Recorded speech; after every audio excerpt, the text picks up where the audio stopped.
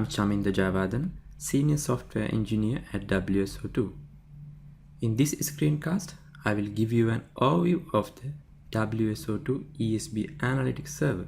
We will discuss the WSO2 ESB Analytics feature and relevant configurations, and also touch on how you can analyze the services you developed with WSO2 ESB using the Analytics dashboard. WSO2 ESB 5 comes as a tuple of runtime, tooling, and analytics components. The ESB Analytics Server is also an extended version of WSO2 Data Analytics Server. It helps you to collect ESB mediation statistics and visualize them through the Analytics dashboard, which is a fully utilized web application that comes with the WSO2 ESB Analytics Server. It supports multi-tenancy as well. Firstly, you need to have the ESB Server distribution and ESB Analytics Server distribution installed. And I'm using here ESB tooling component to enable statistics for an artifact. You can download all of these from the WSO2 ESB product page that's shown here. Now, let's see how we can enable mediation flow statistics from the ESB server. We will see these three properties when you open up the synapse.properties file, which is in repository conf directory. By default, all these are in false state. You can see I have already enabled these three properties. Now, let's see how we can enable stats against ESB artifacts named API, proxy service, endpoint, sequence, and inbound endpoint. Using the management console, you can simply enable and disable stats for a particular artifact.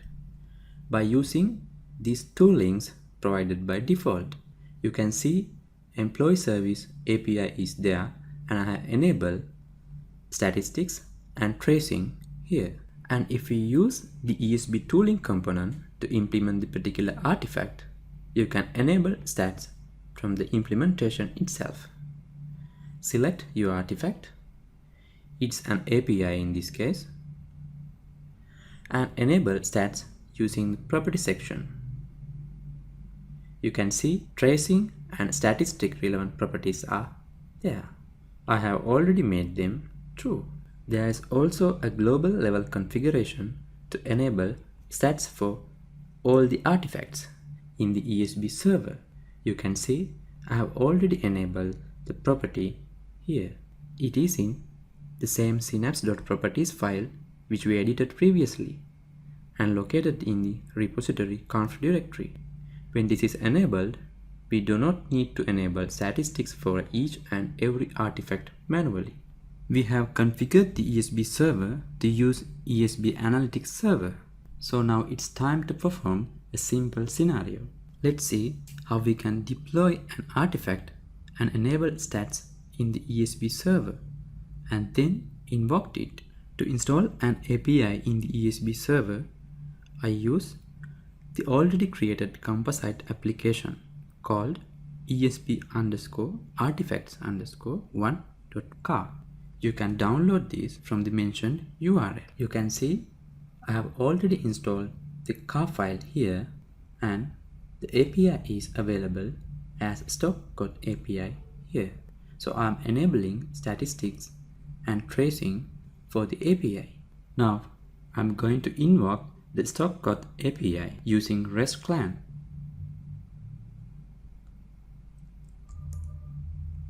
You can see I have sent couple of requests for the API. As you can see, my ESB server is running here, and the ESB backend is running here, and the analytics server is here. Now it's time to analyze the stats published from the ESB server. We invoked an API that has a couple of mediators in it. We can see summarized information in the overview page of the analytics dashboard. We can see the total requests that have come into the WSO2 ESB and success and failure rates as percentages.